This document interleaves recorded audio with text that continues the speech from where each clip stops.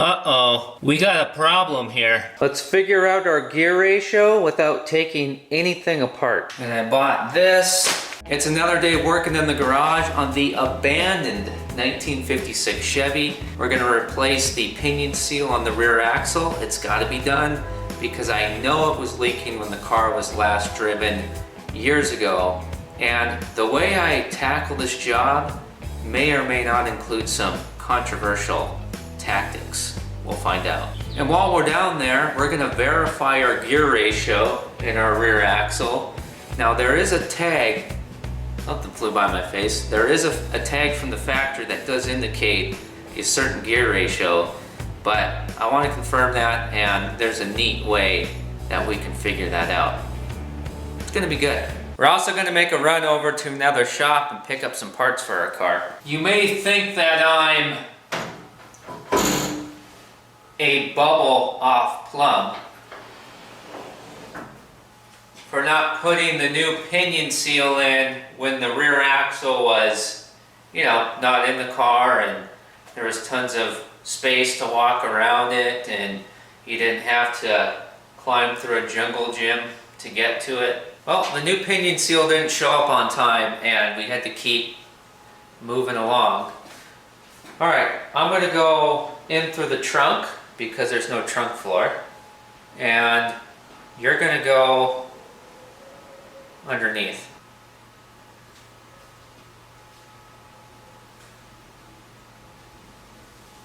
Alright, the very first... Are you coming in or what? Well, you should have wore a different shirt then. Let me... Okay. That almost scalped me. Everything under here is trying to hurt me. Do you really want to hurt me? Triple it up in this spot. Alright, let's quit goofing off here. Let's get to work. Do you really want to make me cry? Let's get the lay of the land, identify our parts, and then start tearing this thing apart, man. We got our axle housing with our axle shafts in it. We got our differential forward/third member that has our ring and pinion inside of it. And then our pinion seal that we're going to be replacing is pressed into the differential, into the third member, the actual casting itself. It's pressed in there. And then this is the deflector. And then this is our companion flange, aka yoke. This is what our drive shaft bolts to. Now, this nut has to come off. It has to come off of the drive pinion, which is a shaft with your pinion gear on the opposite end. We got to get this nut off, and then we got to get the companion flange off, which may or may not go smoothly. And we'll get the deflector off, and then we need to pull the old seal out, clean up our surfaces in here, and then put the new seal in, and then we reverse everything. But, warning, warning, warning. This is not a how-to video. This is a how Freeman does it video. But if you are actually in a position where you are actually doing this, this could be helpful, but do your research, make your own decision. This nut cannot be on too far or on not far enough. It can't be too tight or too loose because there's a bearing in here. If you/I/we screw this up, and we drive this car out on the road, we're going to grenade this axle. In just a second, I'm going to show you how we're going to do this and get into the safe zone and be okay, and then we're going to get the job done. But there's more than one camp on this, and not everyone agrees. Now, of course, there's the 1956 General Motors service manual for this axle. If you were to follow that book to a T, there's special tools to do it the way they do in the book that nobody has.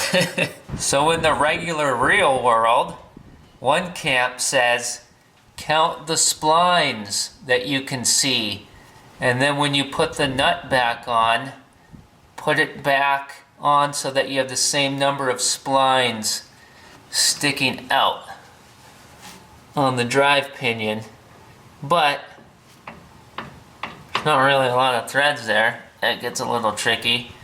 And some say count the number of turns of the nut. Well, that can get a little confusing. And some people say hammer it on with an impact and go. And then there's the camp that says without the special tools and know-how, it can't be done, it'll never work. Here's how we're gonna do it. We're gonna clean and lubricate everything with the wire brush and some Whiskey Delta, and then we are going to mark the pinion drive and its threads in the nut and the companion flange. Just a straight line. We're gonna mark all those pieces, and then we are going to count the number of threads sticking out. We're gonna write that down. We're not just gonna try to remember it. And then when we take the nut off, we're going to count the number of turns to take it off, and we're going to write that down. Now, you can't just bust the thing off with an impact, so that's going to take a little bit more time to take the nut off without an impact, but it's going to be worth it to count the number of turns. And so we'll have all that information, and when we put everything back together, we're going to do the same number of turns on the nut, same number of threads sticking out, and the crush sleeve in here has already been crushed. And so we're just putting everything right back where it was. And that'll land us with a 97 to 98% chance of nailing it just right. Well, it looks like we are as far as the very top of the third thread. This is a little boogered up though. Hope we don't have any issues with damaged threads. And we're going light with the, oh, maybe I grabbed a little too light of a hammer. Going light on chisel and hammer size because I don't actually want to. I mean, I'm not trying to split the thing in half. I actually don't like how that's working. I'm gonna just scratch a line in here. The first one's good.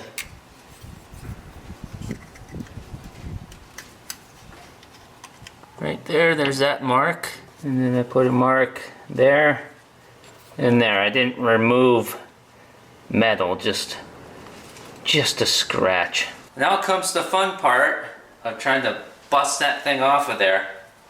1 1/8 socket, 1/2-inch drive, and a breaker bar, also known as a jack handle.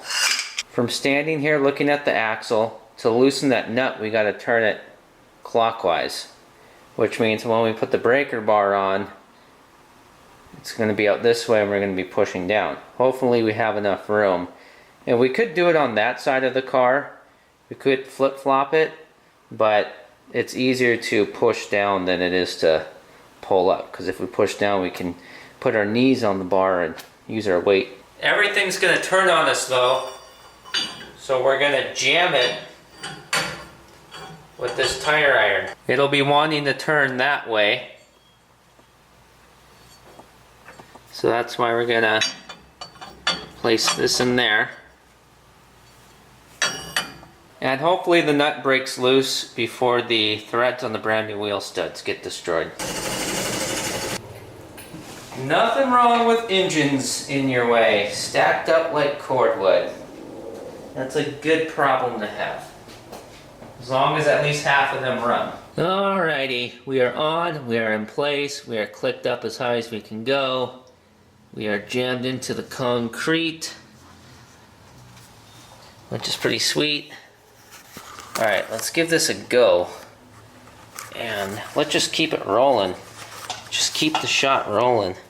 Just see what happens if we do this. And of course, we don't have this prep. This bar is too long, isn't it? Gosh darn it. How about I get a short socket?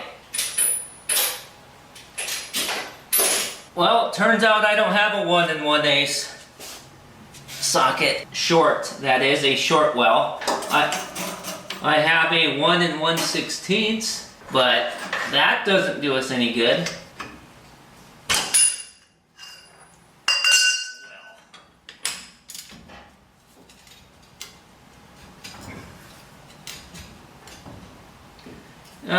You know, I think maybe we're just going to use the impact, because this is this is never going to work. There's somebody out there that's going to comment, why didn't you do this?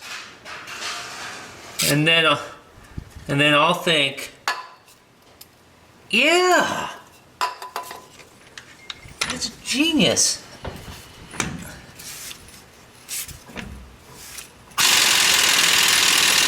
I'm taking my time because I don't want to destroy these threads.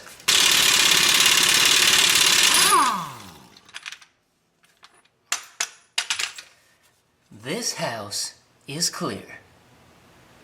I have exorcised the demons. It's too late to turn back now. It's just like running a yellow light. We are committed. Wheel studs.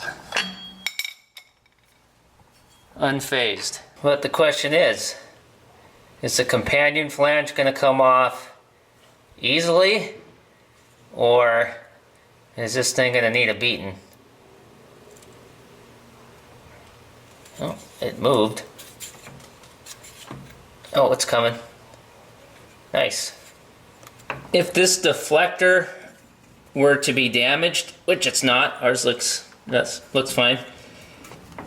If it was damaged, you can just pound it off of the companion flange and replace it, or straighten it. What are we caught on? We gotta get that washer off. There we go. All right, let's get this seal out. Now there's more than one way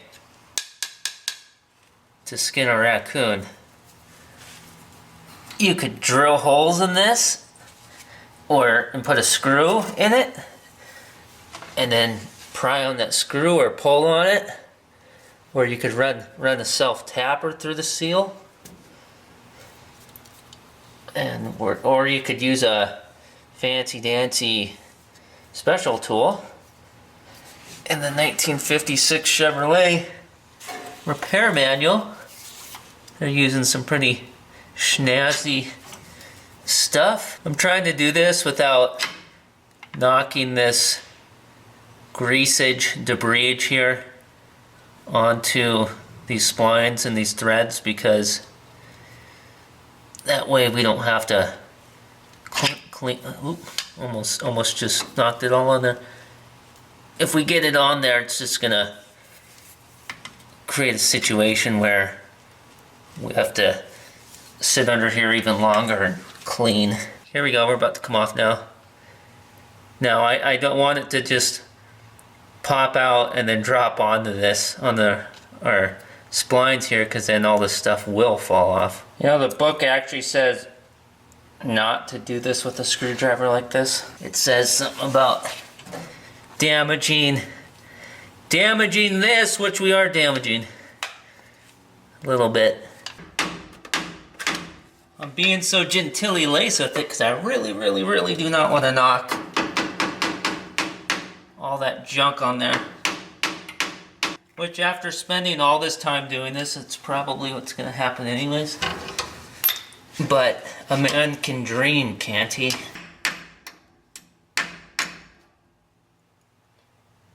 Man, that worked out pretty good. Wonder how old this seal is. This stuff's got to get cleaned up, which, knowing me, you know what I'm thinking. Glass cabinet? Is it worth it? I don't know. We could just spray paint it. Just spray paint it and say we put it in the glass cabinet.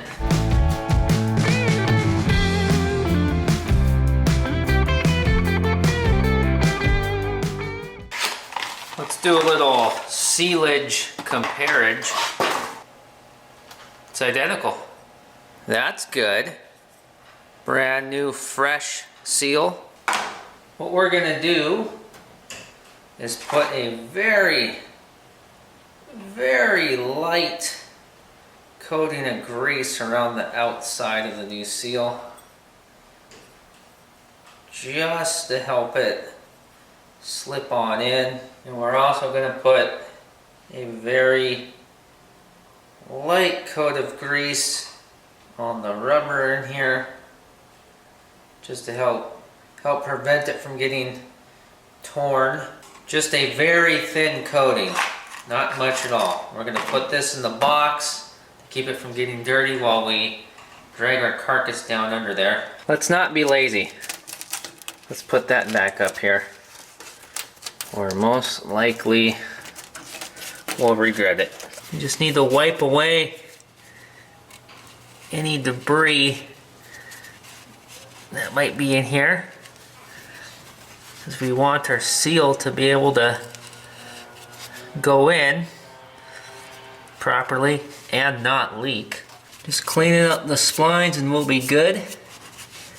If we were to pull this pinion drive out and take these bearings out, there's actually a spacer back in there, and from the factory, when brand new, there's a factory shim behind that spacer.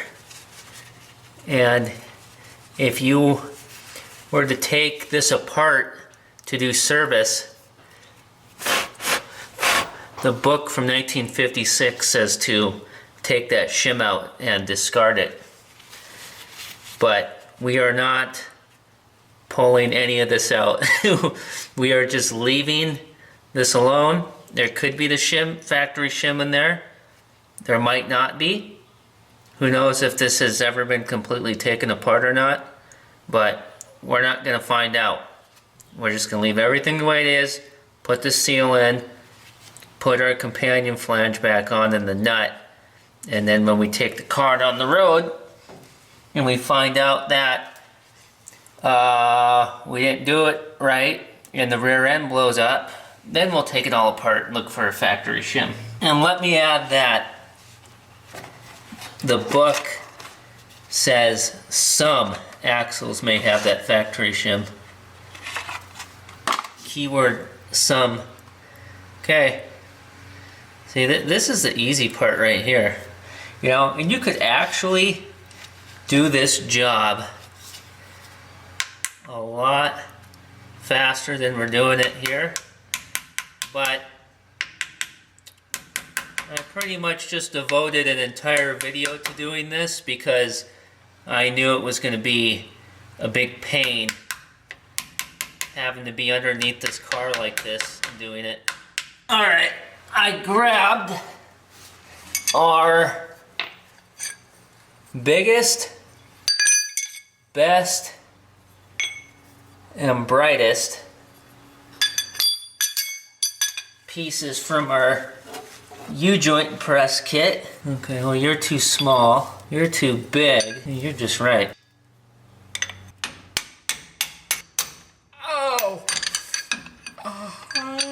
Once bitten, twice shy, right?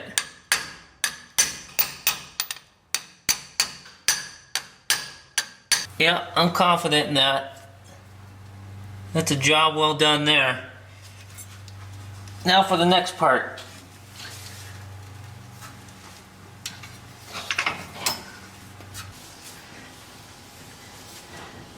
This feels like a cave exploration. I would like to paint this. I'm not sure what the factory finish would have been. My guess, probably unpainted. That would be my guess for this.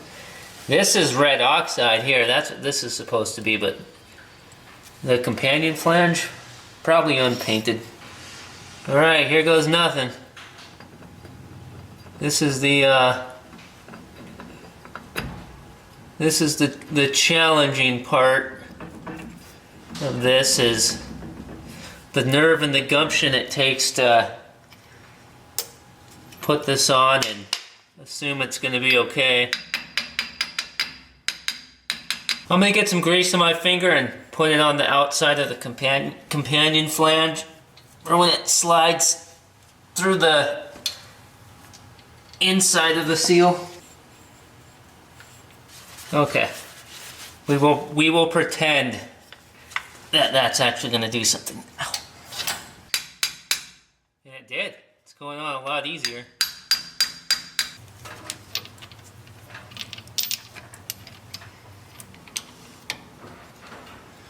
Uh-oh. We got a problem here.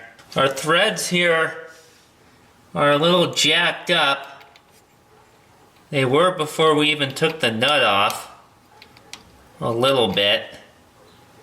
But nothing that you'd sound the alarm bells for. But something happened and it just wants to cross thread. Yeah, there's no point in even wasting any more time on this, because this nut is toast.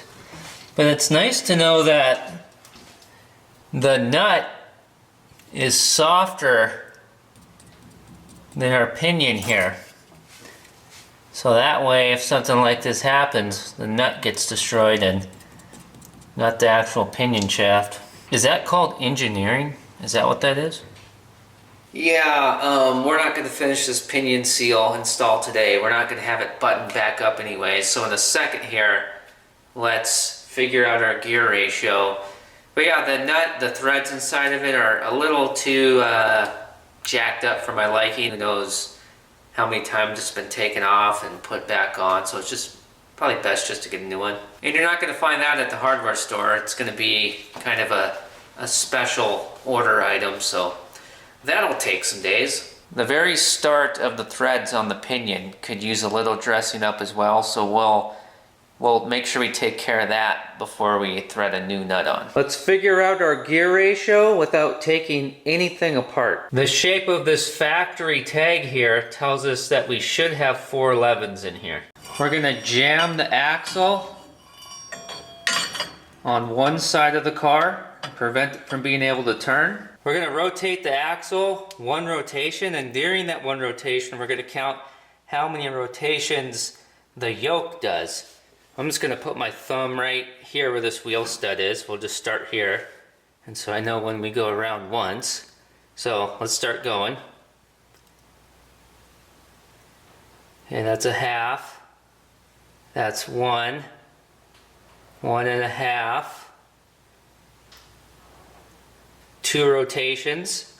Actually, we got to go a little bit more than 2 to get lined up. Now we multiply that by 2, and it was 2 and some change, some little percentage, right? So just say 4 and a little bit of change. 2 times 2 is 4, right?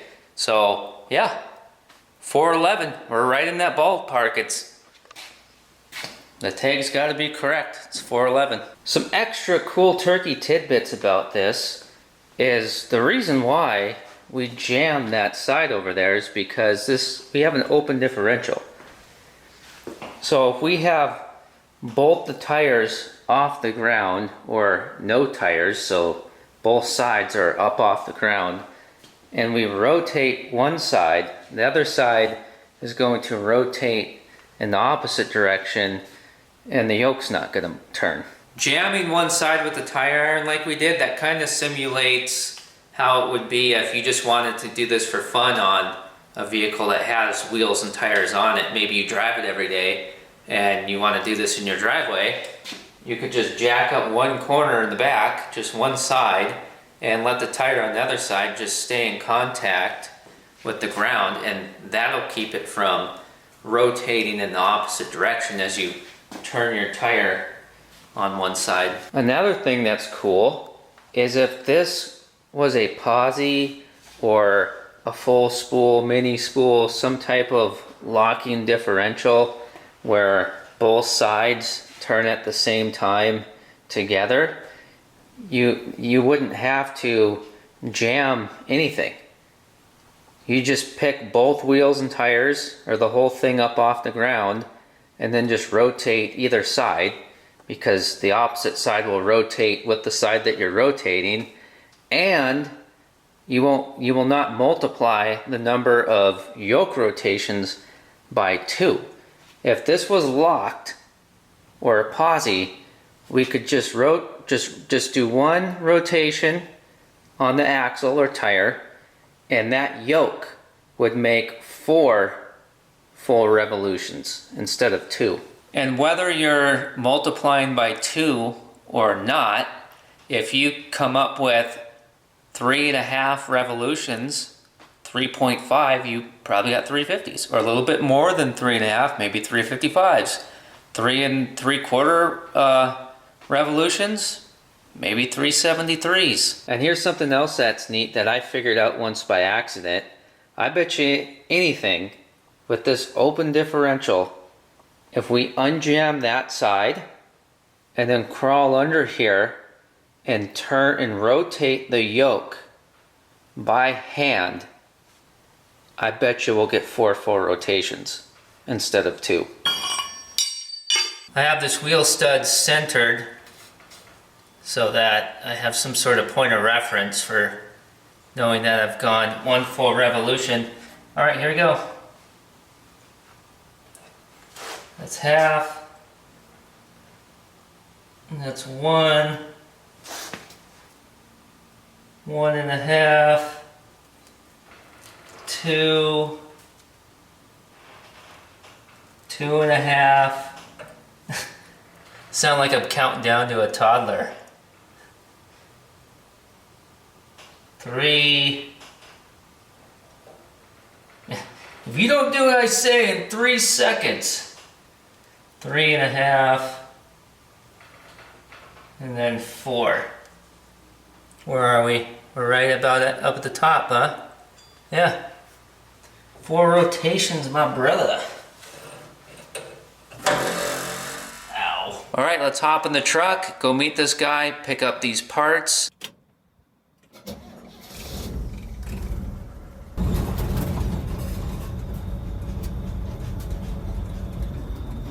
Is this the right address?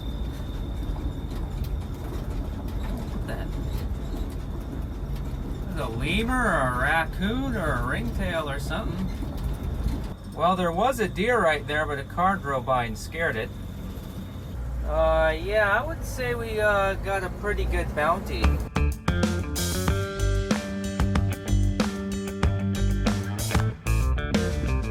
Yeah, we might have to analyze all of this on the Freeman's Garage Extra channel, because I didn't realize he was going to have this much stuff, and I didn't do a deep dive in it at his shop. Basically, I bought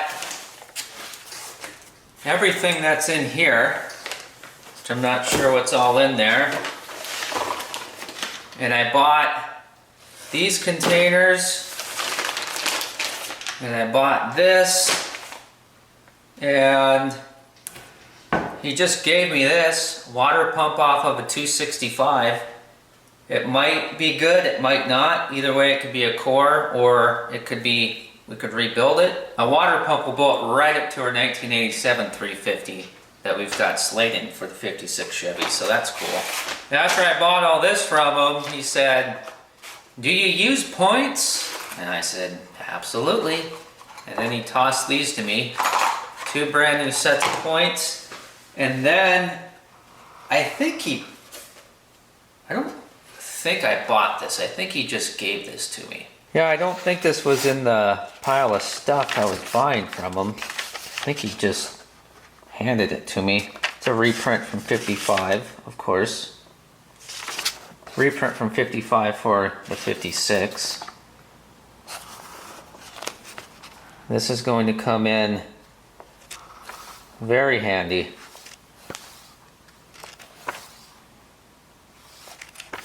This here is a full set of door seals. Dan Chuck, so we can do both doors with that. And this container here, I just kind of glanced at the top. There's a lot of stuff in here. A lot of stuff to unpack. All kinds of doodads. Pretty much everything we're gonna need to finish off a lot of stuff on our 56 here. Yeah, there's tons of stuff. If this thing's plumb full, which I'm pretty sure it is, there's something big on top, so it might be some hollow space underneath. But if it's plumb full, we are definitely gonna dissect this on the extra channel. That's cool.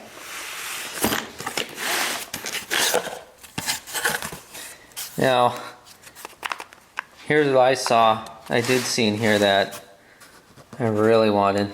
That's a full body bolt kit. This video took a complete 180 on us. I had fun though. I'm hoping that in next week's 56 video, we're putting wheels and tires on the car, but I've been looking and I just can't find the friggin' factory 56 wheels that I'm looking for. They gotta be from a 55 or a 56. But I want the car on wheels and tires and sitting on the ground, because before we tackle the trunk floor, which I want to do very soon, we need to be able to roll this car around and reposition it, because I don't want to tackle a trunk floor backed up against this. And we're not touching the engine anymore for a while. The funds that would be used for finishing that have been diverted into the trunk floor fund. We're looking at $5 to $8 hundo for a piece of sheet metal back here. But of course, that's after we blow money on wheels and tires. All right, I'm sending you to the video where we should have done the pinion seal a long time ago. And I'm gonna go find a pinion nut. Thanks for subscribing. Do you really want to make me cry? Ow!